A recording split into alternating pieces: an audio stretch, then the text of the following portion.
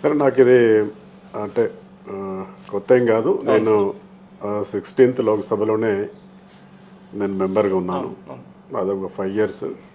ఇప్పుడు కూడా ఎందుకంటే సరే అక్కడ ఉన్నటువంటి ప్రొసీజర్స్ కావచ్చు అవన్నీ కూడా ఆల్మోస్ట్ సేమ్గానే ఉంటాయి.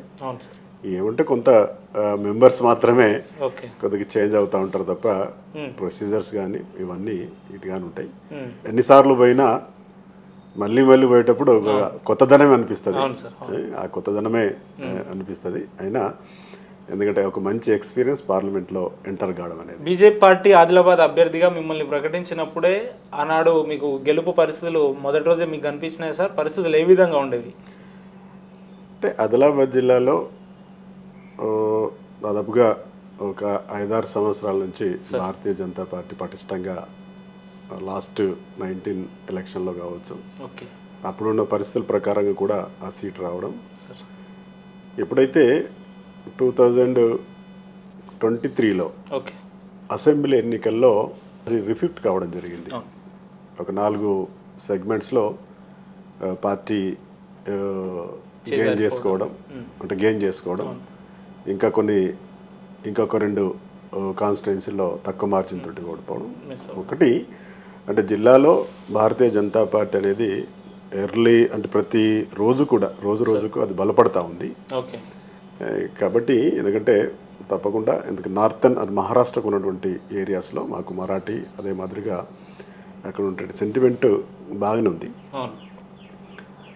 అదే మరి చేరినటువంటి రోజు నుంచి కూడా ఎందుకంటే తప్పకుండా సిట్టింగ్ సీటు ప్లస్ అక్కడ ఉన్నటువంటి పార్టీ నాయకత్వం కావచ్చు, కార్యకర్తలు కావచ్చు, ప్రజలు ఉన్నటువంటి ఆ పార్టీ పట్ల ఉన్నటువంటి అభిమానం కావచ్చు బలంగా ఉంది. కాబట్టి సార్ అక్కడ 2 దఫాలుగా ఇదొక టర్మ్, లాస్ట్ టర్మ్ కూడా అక్కడ బీజేపీ విన్ అవ్వడం జరిగింది కదా. 10 ఏళ్లుగా అక్కడ బీజేపీ నుంచి స్థానిక ప్రజలు బీజేపీ నాయకులను ఎవరు వచ్చినా కూడా, గతంలో మనం బాబురావు గారిని చూసాం, మిమ్మల్ని చూస్తున్నాం, ఇప్పుడు ఎవరు వచ్చినా కూడా అక్కడ బీజేపీ అభ్యర్థుల్ని బలంగా నిలబెట్టడానికి కారణం ఆదిలాబాద్ ప్రాంతంలో ఏమేమి ఉంటుంది సార్ ప్రధానంగా? నేను అదే చెప్పాను. ఎందుకంటే ఆ జనాల్లో వెళ్ళిపోయింది. జనాల్లో ఎందుకంటే భారతీయ జనతా పార్టీ దేశంలో భారతీయ జనతా పార్టీ అయితేనే కరెక్ట్గా ఉంటుంది. అంటే దేశం యొక్క సమగ్రతని, పటిష్టతని, అన్ని వ్యవస్థల్ని, మన సంస్కృతిని, సాంప్రదాయాల్ని మరి కాపాడే పార్టీగా ప్రభుత్వంగా జనాల్లో ఉన్నది. కాబట్టి అక్కడ పార్లమెంట్ ఎలక్షన్స్ వచ్చేసరికి, పార్లమెంట్ ఎలక్షన్సే కాదు 2023లో అసెంబ్లీ కూడా 4 సీట్లు మా జిల్లా నుంచి ఇవ్వడం జరిగింది. ప్రజల్లో ఉంది. ఎందుకంటే ఆ భారతీయ జనతా పార్టీకి సంబంధించినటువంటి ఆ వాదం ఉంది, హిందుత్వానికి సంబంధించినటువంటి వాదం కూడా అక్కడ బలంగానే ఉంది. సార్ ఇప్పుడున్న పరిస్థితులలో అక్కడ స్థానిక సిట్టింగ్ ఎంపీని కాదని చెప్పి నాగేష్ గారికి టికెట్ కేటాయించింది బీజేపీ సెంట్రల్ పార్టీ అని అంటే ప్రధాన కారణాలు ఏమేమి ఉంటాయి సార్? అంటే ఆ అధ్యాయం అయిపోయింది. అధ్యాయం అయిపోయింది, టికెట్ అయిపోయింది, తర్వాత ఎలక్షన్ అయిపోయింది. ఎందుకంటే అది ఎందుకంటే జాతీయ హైకమాండ్ అది ఈ ప్రశ్నకు సమాధానం జాతీయ హైకమాండ్ చెప్తుంది. లేకపోతే రాష్ట్ర కమిటీ కూడా దీనిపైన చెప్పుకోవచ్చు. ఎందుకంటే సెంట్రల్ కమిటీ మాత్రమే పార్లమెంట్కి సంబంధించినటువంటి అభ్యర్థుల యొక్క వడపోతలు చేసుకోవడం, సెలెక్షన్ చేసుకోవడం సెంట్రల్ కమిటీ చేస్తుంది. కాబట్టి ఆ స్థాయిలో నేను కామెంట్ చేయడం కూడా కరెక్ట్ కాదు. అది సెంట్రల్ పార్టీ సంబంధించి. సార్ బీజేపీ ఏదైతే ఆదిలాబాద్ అనగానే ముఖ్యంగా అక్కడ మనకు గుర్తొచ్చేది ఎస్టీ వాళ్ళు, గోండు కోయలు ఉంటారు, గిరిజనులు ఉంటారు, వాళ్ళ మధ్య వ్యత్యాసం ఉంటుంది అనేది కూడా ఒక జనాల్లో ఒక అపోహలు ఉన్నాయి. అపోహలు అనుకోవచ్చు, అవి అనుమానాలు అనుకోవచ్చు. కానీ గతంలో అక్కడ నుంచి గెలిచిన ఎంపీ గారే తీసుకున్న స్టాండ్ కూడా అదే స్టాండ్ మీద ఇప్పుడున్న ఎంపీ గారు కూడా నిలబడతారా అంటే అక్కడ ఎస్టీ అనేది కాకుండా అక్కడ జనరల్ ఓట్స్ నిర్మల్, ముద్దోలు, ఖానాపూర్ మొత్తం జనరల్ ఓట్స్ అక్కడే 2,05,68,000లో 2 లక్షల ఓట్లు ఆ ప్రాంతాల నుంచి వచ్చినాయి. దాదాపుగా అసెంబ్లీలో మనకు 4,43,000 ఓట్లు ఉంటే ఈరోజు పార్లమెంట్ వచ్చేసరికి 5,68,000 ఓట్లు ఈరోజు పార్టీకి రావడం జరిగింది.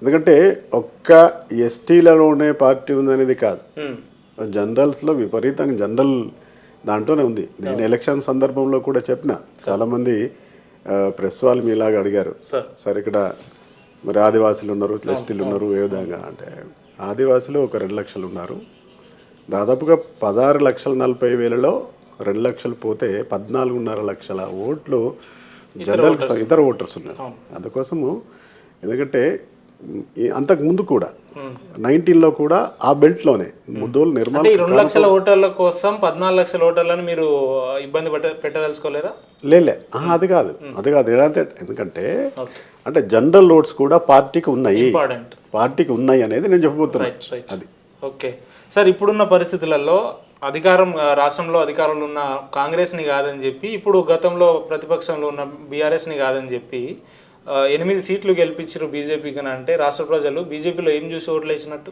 అంటే ఒకటి రాష్ట్రంలో అప్పుడు ఉన్నటువంటి పరిస్థితులు ఓకే 2023 ఉన్నటువంటి పరిస్థితులు ఎందుకంటే క్లియర్ కట్గా సార్ భారతీయ జనతా పార్టీ ఒకటి ప్రత్యామ్నాయ శక్తిగా ఎదుగుతూ ఉంది ఓకే అందుకోసం భారతీయ జనతా పార్టీకి ఆదరించారు సరే ఇంకా ఎందుకంటే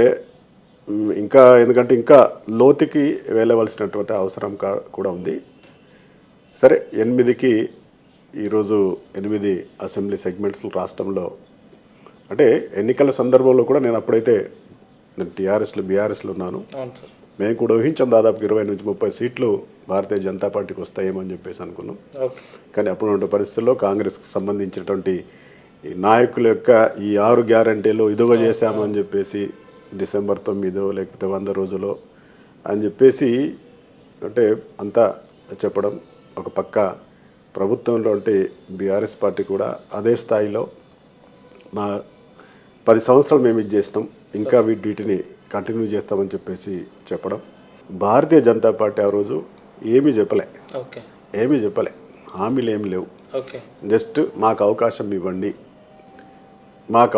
ఇవ్వండి మేము రాష్ట్రాన్ని బాగు చేస్తామని చెప్పేసి ఎందుకంటే రాష్ట్రంలో దేశంలో కేంద్రంలో ఒకే పార్టీ అధికారంలో ఉంటే బాగుంటుందనేది ఒక్క స్లోగన్ తోటే వెళ్ళారు తప్ప వేరేగా వెళ్ళలేదు సరే ప్రజలేమో అటు కాంగ్రెస్ వైపు మొగ్గు చూపడం అధికార బీఆర్ఎస్ పార్టీని కూడా ప్రతిపక్షంలో పెట్టడం అదే మాదిరిగా 8 సీట్లతోటి భారతీయ జనతా పార్టీని కూడా ఆదరించారు